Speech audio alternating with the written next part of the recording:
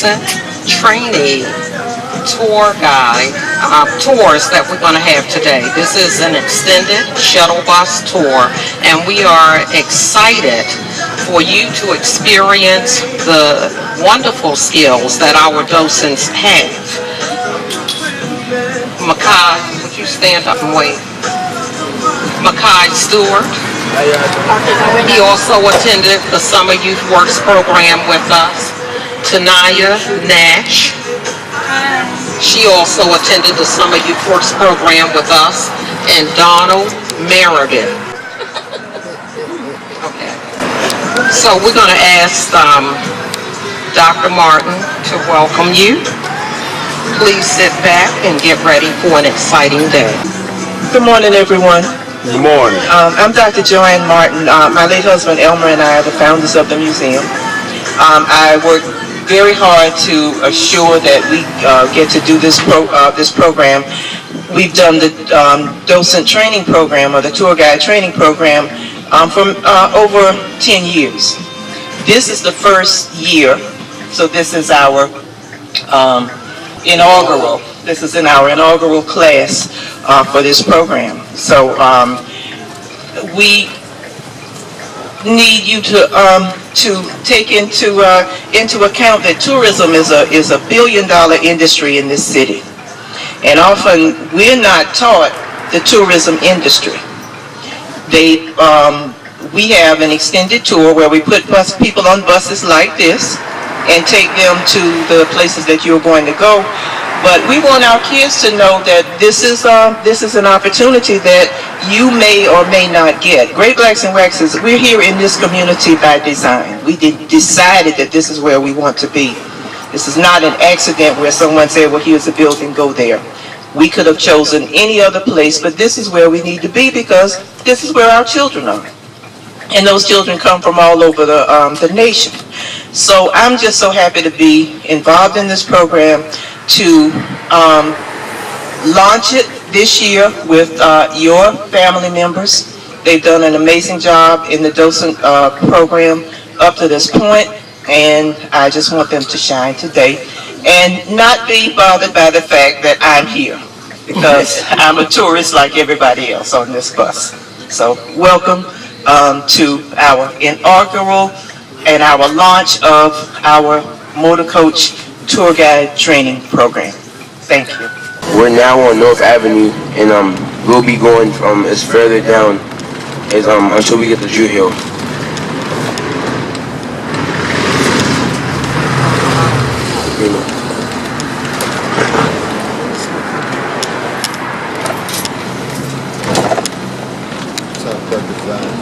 So on your left, you had the Greenmount Cemetery. It was established on March 15, 1838. It's an historic cemetery, famous. It's known because there's a lot of famous people buried in this ground.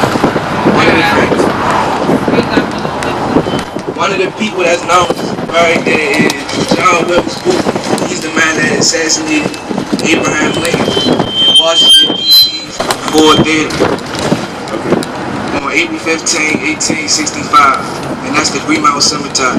See your left.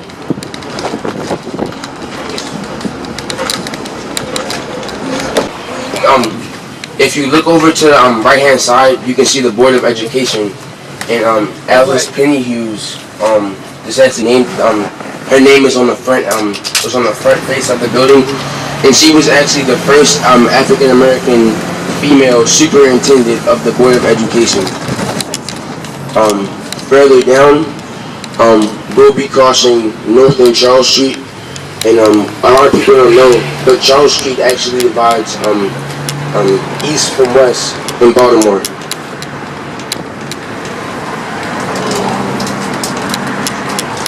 And Baltimore Street divides north from south. If you look over to my left-hand side, you can see MICA, which is the Maryland Institute for College Arts. And originally, blacks weren't allowed to attend that school, but now anybody of any race or color are allowed to attend the school.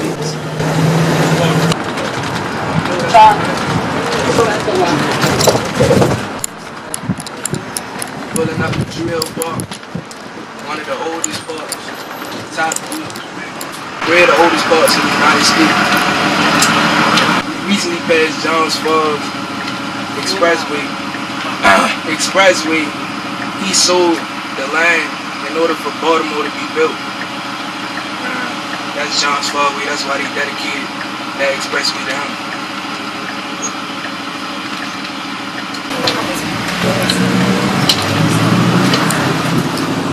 We're now heading towards Drew Hill Park.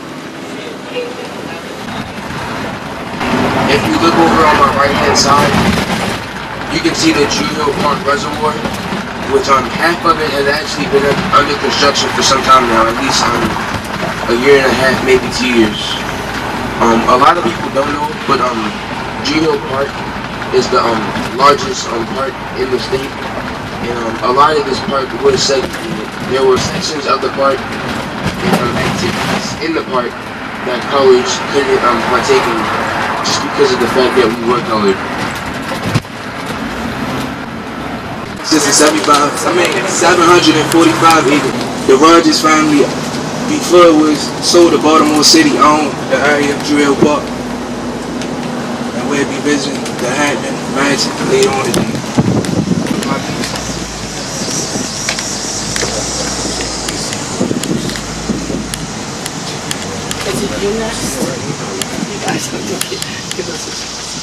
If you look over, you can see, particularly one right there on the right hand side, you can see some of these gazebos. A lot of people come here for family gatherings, cookouts, maybe just like park activities, they have picnics and stuff like that.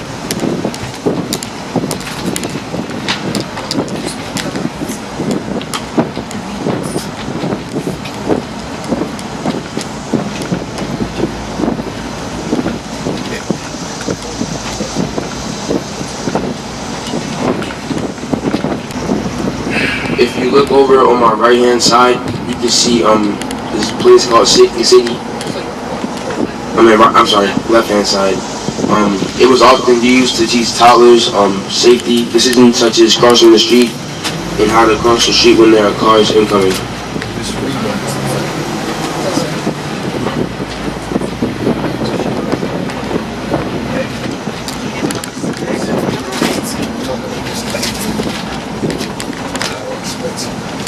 This gazebo, right here, is on my right hand side. It's known as the Latrobe Pavilion, and it's actually the most expensive one in the park.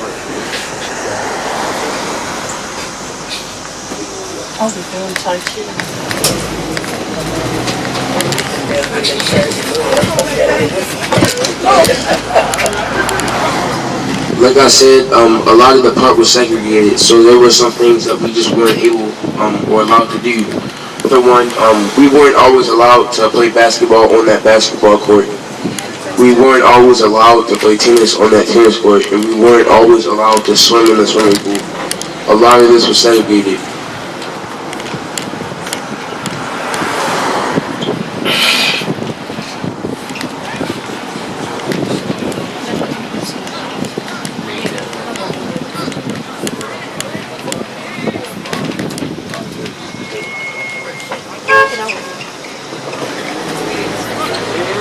And right ahead, that Park of Recreation building is actually named after Jones Falls.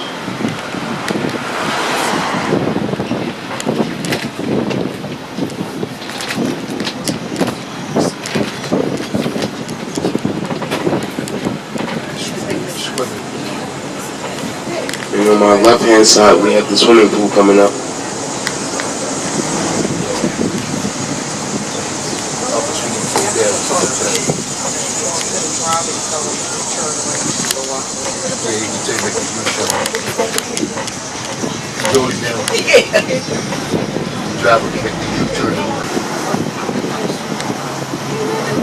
I can tell a little story about the pool. When I was a teacher and my children were young, we lived in a small apartment and we didn't have a yard. I would come every day after school. As I picked them up from school, I had a teeny hibachi that I kept in the back of the car, and I would sit on the hill. You used to be able, was a hill there where you could sit. I would change the children. They would play in the pool. I would cook some little dinner, chicken dogs or something, turkey dogs on the grill, do my lesson plans, grade papers, and my youngest son would tell people, we have the biggest backyard and bigger than everybody. And my oldest son would say, we don't have a yard. He said, yes, we do. Mommy take us there every day.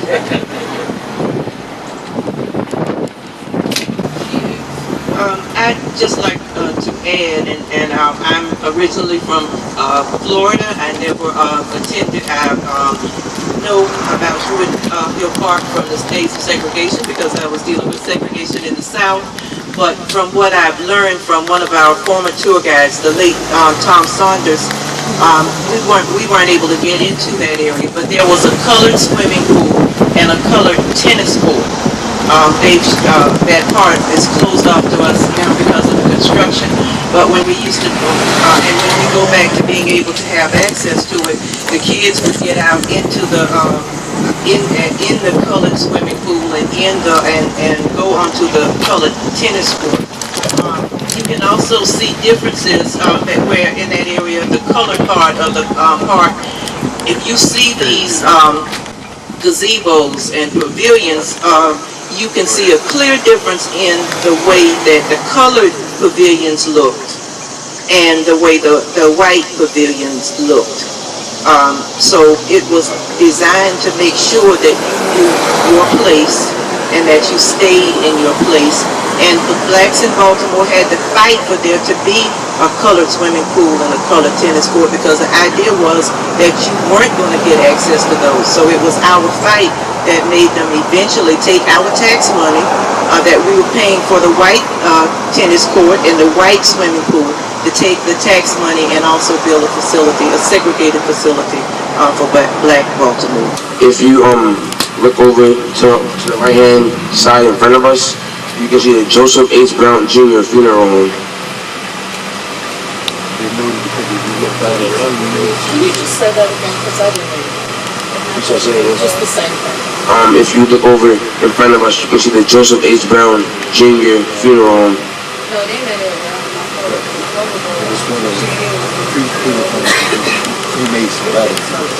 It's actually one of the few funeral homes to do cremations.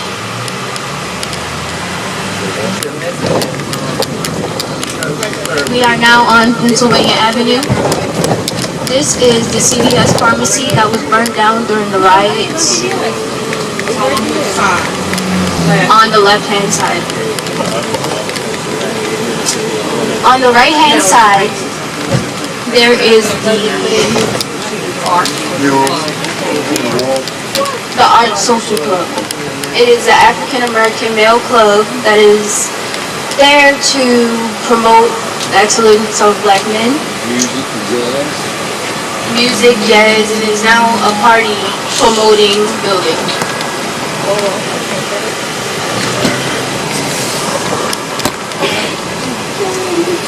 Talk about the big thing.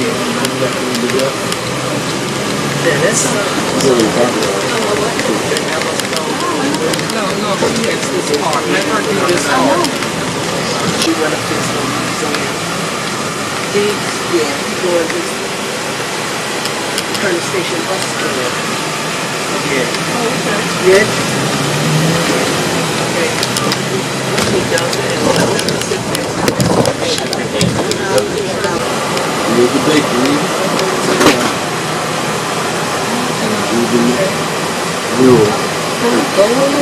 This is the Avenue Bakery. It is a black-owned bakery. It is now open. The other times we visited, it wasn't open, but it's open today. The mural, aside from the bakery, is activists and black leaders who helped push equality and equity amongst all people, regardless of skin tone. Some examples of the people that are on there are Martin Luther King, John H. Murphy, Lily Mae Carroll, and more. This is St. Peter's Claver's Catholic Church. You're right. On to your right.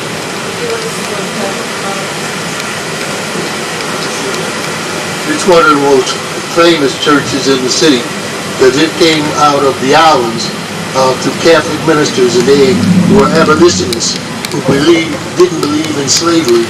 So that was one of their cornerstones.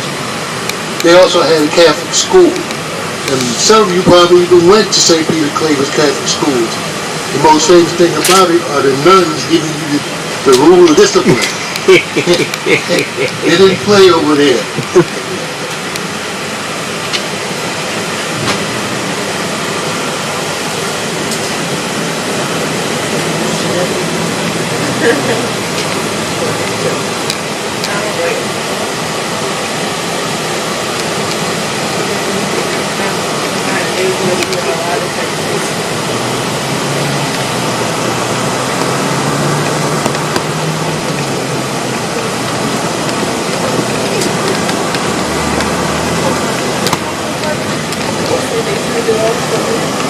On your left is the boxing center. Tank. Right Broadway champion of the world. No, Tank. Tank.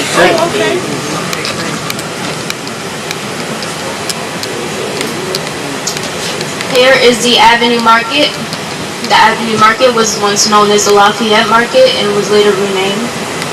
It's where blacks went to go buy goods and sell and because many places were segregated or were forbidden for black people. So Pennsylvania Avenue was the place for blacks to go because it was for black arts and entertainment. It's the center for them.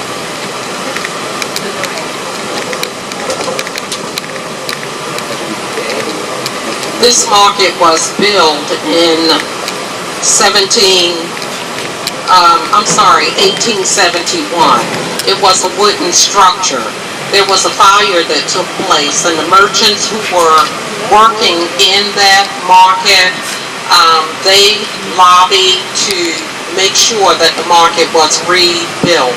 They did a makeshift tent and continued to do business while the renovation of the market took place.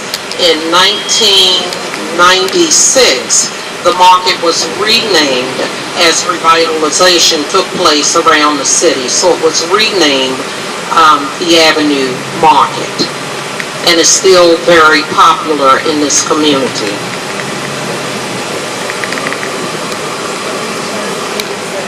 Shake and bake to your left. To your left is Shake and Bake. It was once owned by, I believe, a Colts football player, but Glenn Dowdy. Glenn Dowdy. It was once owned by Glenn Dowdy, a Colts football player, but it was bought by the Recreation for Baltimore, and it is now owned by them because they bought it out. Yeah. It's open now. We are coming up on the Billie Holiday statue, and we will get out and I will explain.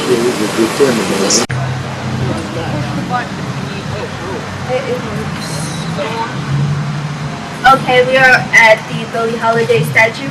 Billie Holiday was known as Lady Day. That was her nickname that they had. She was born in Philadelphia and she moved to Baltimore. She is known to be a jazz singer, and she was most known for her piece, Strange Fruit.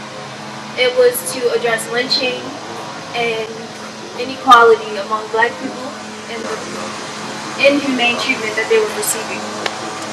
This statue was made by James Reed, and it was to show what she did during her time and the milestones that she has accomplished. She was known for wearing a white flower in her hair whenever she's home, and she was known for her powerful words and the songs that she made during her time in the industry. I have a question. What was the name of that flower she wore wore in her hair? The flower that she wore in her hair was a gardenia, not an orchid, which is often misinterpreted and confused for me. I'd like to add concerning the legacy of the flower. She was getting ready to perform. Someone was doing her hair. You know, we used you call them curling irons and so forth, but we used the straightening comb. It would be put on a stove or a flame, heated, and then the hair straightened. In the process, someone burned her hair. Burned the big plug out of her hair. So there she was, bald to get in that spot, getting ready to go on. And so they tried a number of things. Someone reached and got the gardenia and put it there and pinned it into her hair, and that worked, and that became part of her legacy and her signature. Anybody else?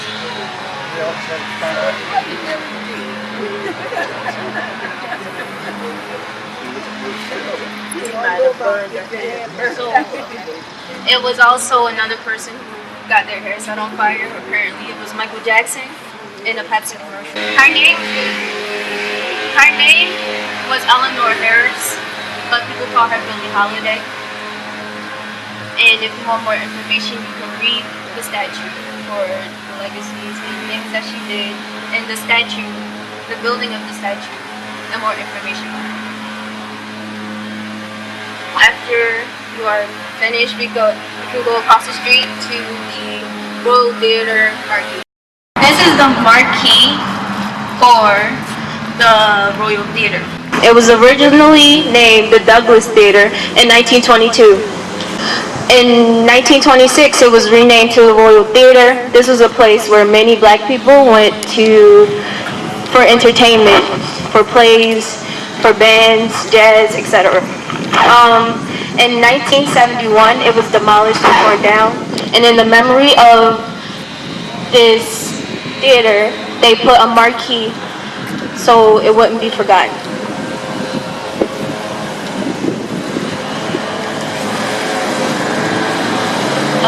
Come over here. What is this?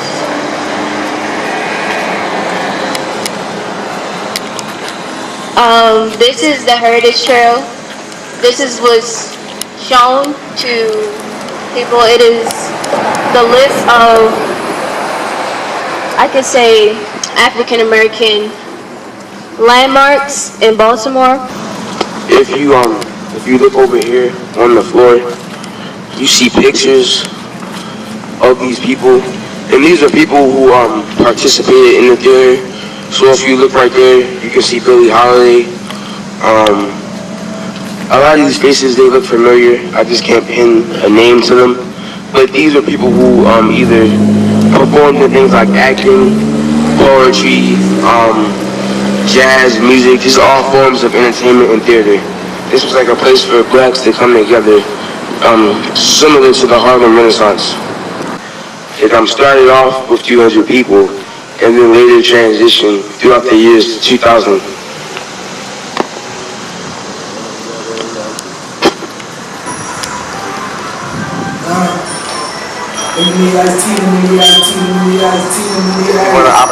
I apologize. If you want an opportunity to take a picture with the marquee, you may do so.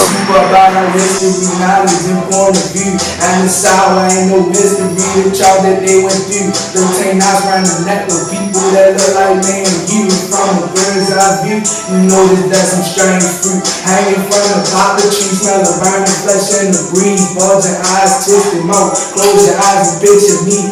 And the Volvo at 60, rolling down the AVE. My little voice of the city is forever, rest in peace. Billie Holiday statue, the Royal Theater marquee. Hit the left on the Dolphin, right on that corner, that's all. Now left on Division with 30 Marshall was living 1632. Again, same southern trees, bear some strange fruit. On the leaves and at the root is blood. Can't change the past, so I rap about what it was. Bittersweet in the iced tea in my cup. Black bodies full of rain and gas down the window suck. I'm trying to spy the youngest cause they look up to us. I wrote this song, I ain't freestyling, this ain't up the top. Them trials and tribulations made us strangers better cry. What? Lemonade iced tea, lemonade iced tea, lemonade iced tea, lemonade iced, lemonade iced tea, lemonade iced tea, lemonade iced tea, lemonade iced, lemonade iced tea, lemonade iced tea, lemonade iced tea, lemonade iced. Like Esther, we be better sweet. This MAC signing out, Mac, strange fruit. 1632. Thurgood Marshall was the first black Supreme Court justice. He served as an attorney for the NAACP. He helped with Brown versus Board of Education. Brown versus Board of Education was a landmark case that he won that helped integrate schools for black kids or colored children, and it admitted children to go into schools that they weren't allowed to be in the past. Thurgood Marshall was appointed by President Lyndon B. Johnson to become the first black on the Supreme Court. And Brown versus Board of Education was 8 cases. It was collapsed into one, and Charles Hamilton Houston, who was the dean of the law school at Howard University, was the one who worked with Walter White, who was the head of the NAACP, to work out how they were going to fight segregation. Thurgood Marshall was one of Charles Hamilton Houston's students in the law school at Howard, and all of his students led one of those cases. Thurgood Marshall is the one whose name we know because he was the lead one on Brown versus Board of Education. But there were 8 students from Howard who did the research and wrote the legal briefs that led to that case. Sorry. There is a mural in this specific area that I would like to talk about, and one specific person I would like to talk about is Harry S. Cummings. Harry S. Cummings was a lawyer, a fraternal leader, and the first African American councilman for Baltimore City, and he also was the founder of the first manual training school for colored youth. And another specific person I would like to talk about is Clarence Mitchell Jr. and he played a big part in the NAACP. During that time, the NAACP will work to get rid of lynches, to work to get rid of segregation, and just for better black rights in general. Here we have the Orchard Street Church, and if you look over here at the headstones, it was originally built in 1837. It was then rebuilt in 1859 and in 1882, and then it was dedicated in 1992. The history behind this church is that it was a way for slaves. It was like a place where slaves would come to escape going the Underground Railroad. We had people like Perry and Tubman guide slaves through a dark tunnel to safety. That way they'd be able to go far north. And the whole goal was to get to far north because Canada was actually not in Canada, slavery actually wasn't a thing. This building is now owned by the Greater Urban Baltimore League, and it's like a historical site now. They even have their own library full of history with this specific church. It's really nice inside. Yeah, I think that was when the Greater Baltimore Urban League took control of the building, because it is obviously not it's not a church. It's still a church, but people don't come here for Sunday service. So when it got rededicated, that's when the Greater Baltimore Urban League began to own the church and kind of changed it as like a whole historical site. They also, the Greater Baltimore Urban League received a lot of money from the state to revitalize this church. So this former church, so it's a beautiful building. Just based on they tried to preserve as much of it as they could. So they went into the archives and we got some of the authentic things that were a part of the church. One of the things that's a controversy, but that still should be a part of the story. Donald mentioned to you that it was believed to be a part of the Underground Railroad. There was a tunnel in there, and if we were going inside, and our visitors can look through the tunnel and see where slaves would hide, would be hidden and taken on their journey as a part of the Underground Railroad. There are preservationists, historians in the city that say that it's not true. And then there are historians that say it is very much true. So I'm giving you both sides of it. But it's a fascinating history. Even if that part of it is not true, blacks built this area. They built this church. They built much of what you see here. And it was a very strong community. And so just the idea of it starting where it was, blacks building it and creating this historic treasure in Baltimore is very much a part of that story. Since we can't go inside, are there any specific questions that anybody will bring back? I had something to share. Helping the slaves to escape and get to freedom, it was very sacred. And what would happen when people were sitting in church service was certain songs would be sung. And so one of the songs that would be sung to alert those who were going to go on to freedom was Swing Low. Swing low, sweet chariot. So then they knew to get up and go to a certain area.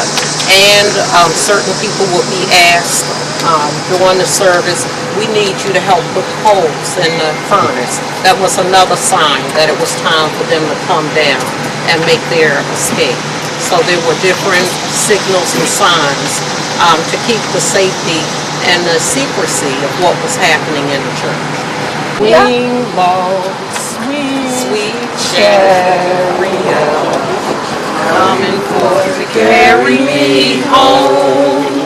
Swing low, sweet chariot, coming forth to carry me home. I looked over Jordan and what did I see? Coming forth to carry me home. A band of angels coming after me, coming forth to carry me home. This was built by the slave. And what you see now is nothing like it was. This was out in the sticks. It was a wilderness. Okay, so nobody really knew what was going on in this church at that time. Now, if you read the newspaper a couple weeks ago, they talked about Fort McHenry and Federal Hill. And they found all these underground caves leading out. Anybody recall reading that in the paper? Well, the same as with this. It's noted that the underground tunnel from this church goes all the way across Martin Luther King Boulevard. That's a long way, but once you got there, it's pretty hard to chase you if you got on the other side of Martin Luther King. Okay, so that's why, you know, some of those stories that they think may not be true are true. Right. Look from the slave area up to where the mansion is on the house on the hill. And when people walk from Master's house, always tend to be a little higher ground than where the slaves were around. Yeah, you can go down there. There you go. That's the caretaker's house there, big white one right there. Oh, we're coming in the back of it. We never come in this way before.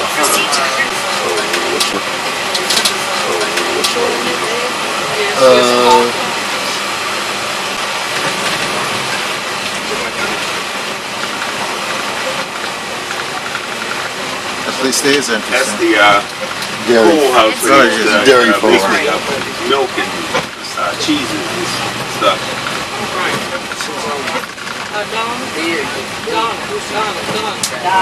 Donna. Sorry. If you look over to my right, you have the overseer's house. And John, you can sorry, the whole goal of the overseer was pretty much to just watch over the slaves. And they will watch over the slaves as they will work.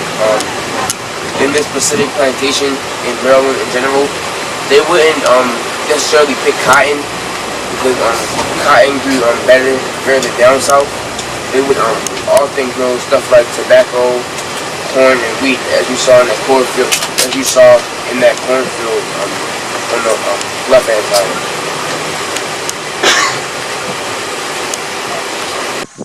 This is a very powerful site, so any chance that we get to talk to the public and assist with their visit here, we take it, because a lot of times what you see on the surface is not telling of what we should be talking about in the story. So here at Hampton, we're kind of moving in a direction where we're trying to lead, especially the National Park Service mission, and telling the truth by starting with this site. And this site is not well known. It's not really well known to the public. We're only open Thursday through Sunday, and in part that's because we don't get visitation. People don't recognize the Ridgely name, the Hampton reference, but I'm sure if you've been here before, or if not, after you're done today, you're going to realize that this is a very significant site. All right, you need to take this in then, because this place has such a direct impact on Baltimore today. And I'll share some details about that, but this is your story if you're from Baltimore. It doesn't even matter what color you are and what your background is, and if you came in from another city and now you're just here as the first generation in Baltimore, this family and the plantation here would have such a direct impact on everything that Baltimore is today. We got a couple more? Well, I can take you one. You do his start. Yeah. All right. Well, welcome to Hampton National Historic Site. I'm Ranger Angel. So if you need anything, find me. If you're walking around, I love talking about this place. So this is the Ridgely Estate, the Hampton plantation site for a plantation that was over 24,000 acres large. This made this property one of the largest plantations in the entire country. Therefore, one of the largest slave plantations in the entire country, especially since it's here in Maryland. I think it makes it that much more significant because this is the most southern state in the entire country. I'm from North Carolina, so I had some words with people when I moved here that told me this is a southern state. And I looked at them like, no, like this is the North. But now that I've been here over a year, I realize that the culture of Maryland and everything about the history and the heritage is very much southern. And with that southern heritage, unfortunately, came the existence of slavery. So even though it was a Union state, even through the American Civil War, slavery was legal in the state of Maryland. So that makes this a very interesting and complex place when you're telling American history. Okay?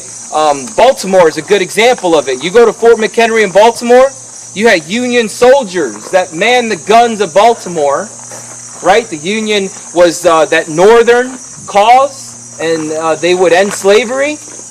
They were at Fort McHenry, but the guns on Fort McHenry, where were they facing? They were facing Baltimore City, because the people of Baltimore were, predominantly supporting that southern cause with the Confederacy. That shows you how complex things were here in this state. So right here, just north of this city, one of the largest in the entire country, over 50,000 people living in it in 1814. Just south of Pennsylvania, which is what? Is that a free state? It is. So just south of a free state, just north of Baltimore, that had one of the largest free black populations in the nation, and the stomping grounds for Frederick Douglass and Harriet Tubman, right? Everyone knows them and what they were doing. Right in the middle of all that hope for freedom, you still had one of the largest slave plantations in the entire country. How does that happen? Right? These people here that were in bondage, if they knew what was just north of them and what was just south of them, right? Maybe they would have taken that chance to run, to get their freedom, to be freedom seekers. We like to use certain terminology here to change the mindset of people today in America and the world, really, that don't understand what happened in this age. One of them is referring to enslaved people as enslaved people, right? Because being enslaved is a condition that's forced upon you. Referring to them as slaves is saying that they are a slave and they always will be a slave, right? It's a condition of their natural state. That's not true. It was forced on them. And then also that they're freedom seekers, right? Because they have a right to freedom. So they're not runaways, right? That kind of implies some kind of criminal activity when you're a runaway. They're freedom seekers. So how is it that so many people were kept in bondage right here with so much freedom around them? How was that? Any ideas? They didn't have social media. Yeah, they didn't have social media, right? Knowledge is power, okay? You hear that, I bet, in school and from your parents and any guardians you may encounter. It is so true. And our history is testament to that. Psychologically, we kept all these people in bondage. Okay, yes, that meant that some physical abuse would come in that process, and chains would be a part of that process, yes. But those people that were enslaved here weren't in chains 24/7. And they didn't have physical walls, 20-foot, 30-foot walls surrounding the whole property, did they? So how is it with so much freedom around them did they stay in place for their whole lives and endure through so much abuse? It's because from the time they were born and the time that they were children, they were psychologically conditioned to be in that state of bondage, so that when they became adults and they continued working in that process, in that institution, they felt in their minds that they had no choice. And if we took that knowledge from them, that education from them, and especially their ability to read and write, right? Then they can't see in the local paper that Frederick Douglass is preaching about freedom in Baltimore. They can't see that in the paper that Pennsylvania is fighting for the rights of people of color in their capital. So you take away that knowledge, that education, you psychologically condition them to this state and this condition, this situation. There's really nothing you can do about that, right? Could I add something? Yeah. When he talks about that psychology, if you think about the fact that they were never allowed off this place, so that was a part of the psychology where they didn't know what was out there, and no sense of what they meant by freedom. Even when we were told that we were free after the Civil War, we didn't know what that meant. We were running around saying I'm free, and not really knowing what that meant. But also the idea that the punishment was a part of that psychology. That you saw people shackled in one way or another, or the psychology of someone having run away, getting caught, being brought back, and you knew what that could mean for them. The psychology also meant that they didn't have time and I'm referring to just the whole plantation system in general. They didn't have time to punish everybody.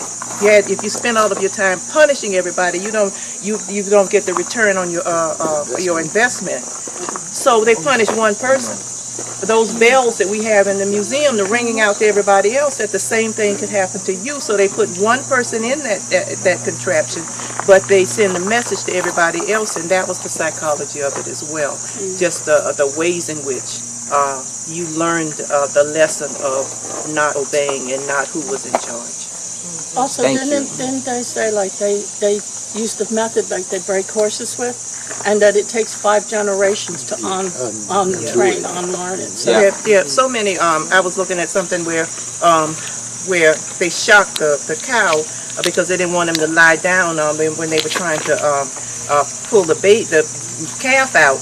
And they use that kind of thing on us. We definitely know in the Civil Rights Movement, but just those things where they shock you. There were so many instruments of torture, and again, that was a part of the psychology too, because you saw what this thing as one person and everybody. They controlled everybody just by what they did to one person. Thank you so much. Here at Hampton, we have that documented, even if it's not in an actual record, right? Because enslaved people in that servant class, it's not even that they didn't know how to read, because we know that a lot did, right? But they would keep that even from their holders because they would be a threat. They didn't document their experience. They didn't document their own story. So here at Hampton, we know of that experience and that process of psychological bondage through simple or what would appear to be just simple items of that day. Innocent items, if we had them today. We have a Christmas list here at Hampton, and it has the names of enslaved children on the far left column and the years above the top, and then it has blocks that were filled in to show what gifts they got every year. The list that we have on displays from the 1840s and 50s. It would appear to be something benevolent, right? The family would even share that story of this great tradition and how benevolent it was and how good it was. In North Carolina, where I'm from, I saw a similar list over the mantles of so many plantation homes, and they too would talk about it being something good, right? That's when people get into the conversation of were they treated good here compared to there, and is this evidence of that? You can never compare, because there's always an underlying story, right? Something under the surface. We know here that that Christmas list was just a system of reward and punishment. All it did was enforce that process of conditioning and indoctrinating the children into this institution of slavery. On that list, when you go in the farmhouse, we have a copy of it. Look for it. On that list, we have the name of Augustus Gibbs. Augustus Gibbs gets a toy harmonica in 1841. A couple years later, he's put out of the house. It says it on that list. We have an ad, a runaway ad, that is looking for Augustus Gibbs around that same time period. He's found and brought back. He's being punished. That's what that Christmas list is doing. Eliza Wells gets a toy doll the first year, and then in parentheses it says not to receive any gift. We know of a young enslaved girl named Eliza who upset one of the Ridgely girls around the same time period. She was actually suspected of hurting one of her pet squirrels. The fact that she had a pet squirrel, right? That's telling of that sense of entitlement over something you wouldn't really control.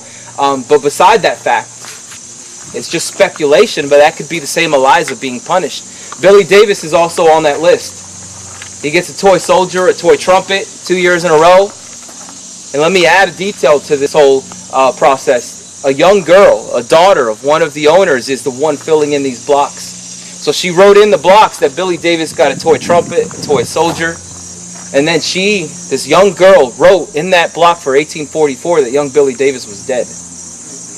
And then she continued to fill in the rest of the blocks for other children in other years. So that shows you the level of this conditioning and how far it was taken through this process, where even this young girl, daughter of a slaveholder, was okay with filling in these blocks and marking that this little boy she saw the previous 2 years was dead. Because through that system, she had also been conditioned to believe that the little boy was no better than the animals on that farm.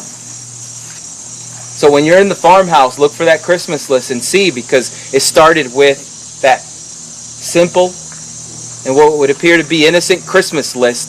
It started with that to condition all these people into that bondage. So go through the house, look at the runaway ads. We have replica chains in there. We have a collar that was used, that is documented as being used on children that tried to escape. They would dangle bells on the end of it so they heard everywhere they went. We have chains in there that look small enough and only large enough, to fit around your ankle, because we associate chains with sometimes with prisoners of today, our system and how we transport prisoners. So immediately when I show people, they're like, "Oh, those are for the ankles," because that's how we transport prisoners, people with rights today. That actually went around their neck. And that chain then went through the loop, and they could put 3 or 4 people on that one chain.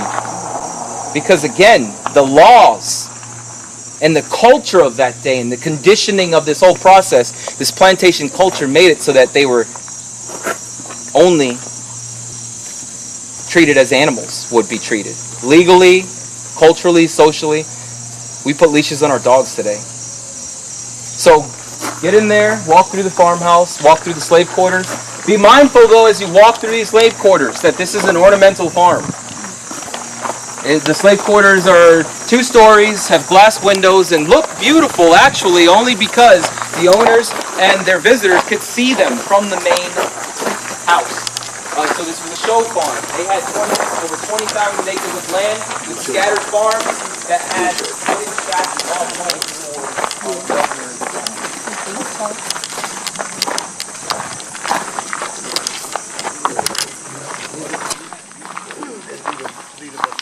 keep in mind, these were the show houses. These were the places where the slaves stayed with their family. Wanted to be able to say to her friends, look how well we treat our slaves. This wasn't the case for everybody, but the property's close to the main house. These are the better properties. Everyone slept in one room, ate in one room, went outside to use the facilities, and they do have an upstairs, but everybody slept together. And so this shows you pretty much what one of the facilities. This was a slave's home for probably dozens. ACC, you see, all of them were co-founders. Yeah, and they talk about, remember you had Friends, and the fireplace was used to cook their meals. So we're gonna go next door. I'm sorry to move you so quickly. We have like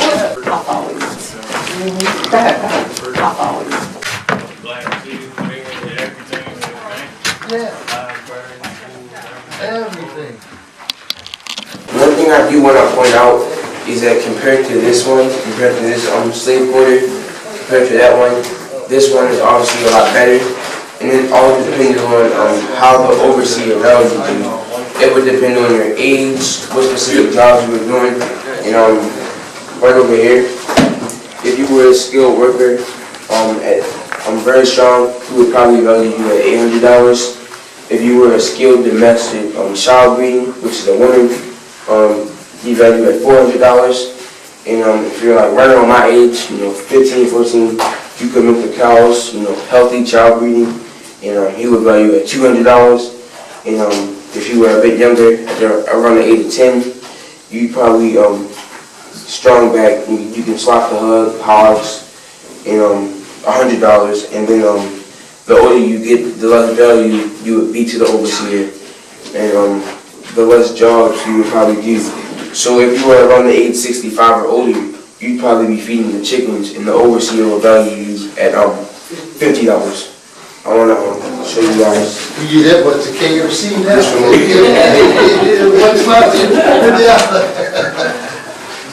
One thing I'd like to, for you to understand about just the whole idea of when we think of when Donald said you'd be valued at $200, and we think cash.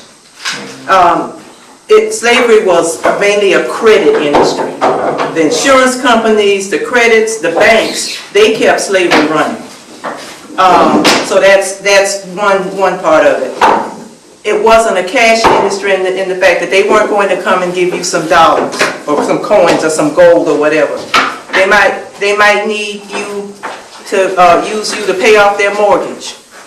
They might have a gambling debt. They might want to buy some more land. So selling you could do that. It was when we talk about the slave trade, it was a transaction that often you were worth money, and they used you as a form of currency, but not in cash. Trading one thing for another, like land. You see a piece of property that you want to buy, you go negotiate, I'll give you 4 of my slaves. So that's how it worked as an industry. And again, the banks, the insurance companies, the mortgage companies throughout the world, like Wachovia,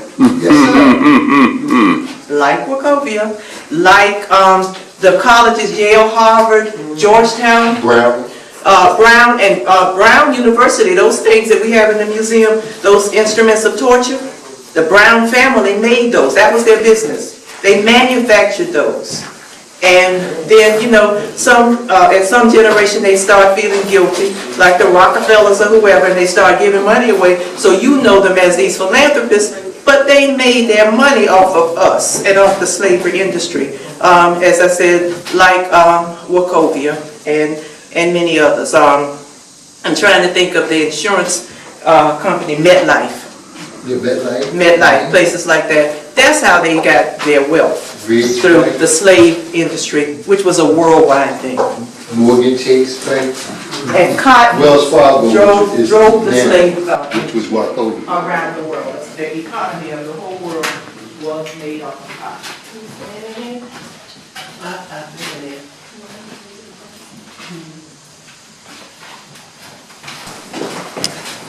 Donald? Yes. Oh, and it not only depended on how much overseer valued, it also depended on your situation. So if you were a family guy and you were with a family, the bigger your family, the bigger your overseer's house would be.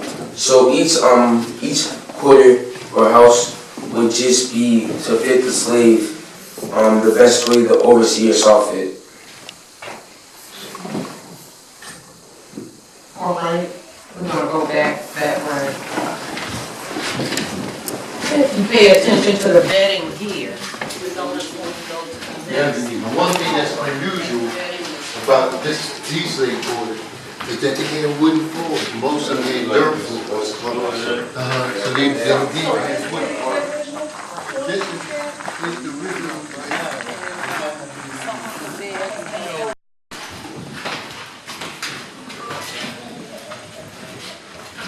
Yeah, it's a bit different. Yeah, it's a lot of it.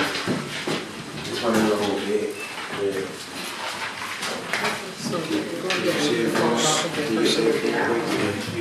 So, I tell you. So, One that they have a bad water.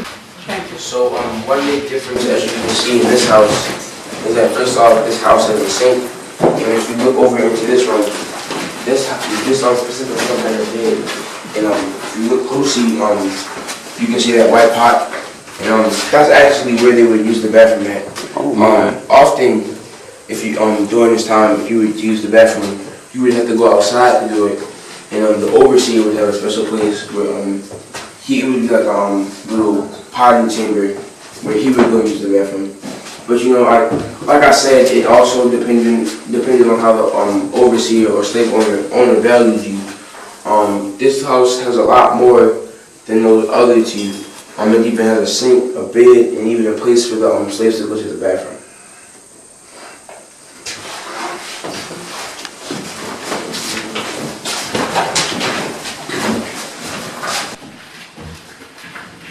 I used to have a sink like this.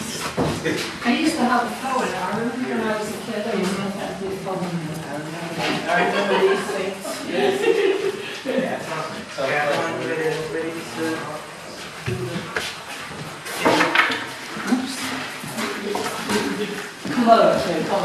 No, but I'm not in the mansion since that was a funeral home. Where you're at. Yes.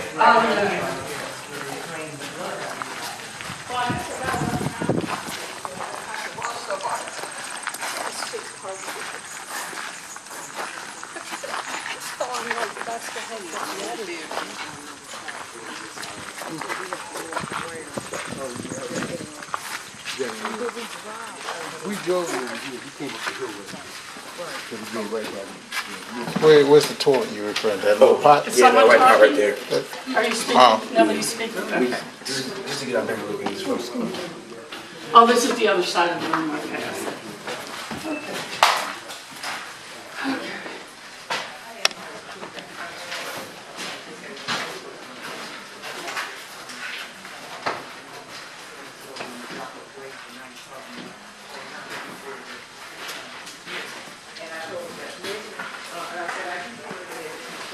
Mount Vernon will say it's not there, other ladies will say it does, and I say that, but I said, but Mount Vernon, they had their enslaved people, they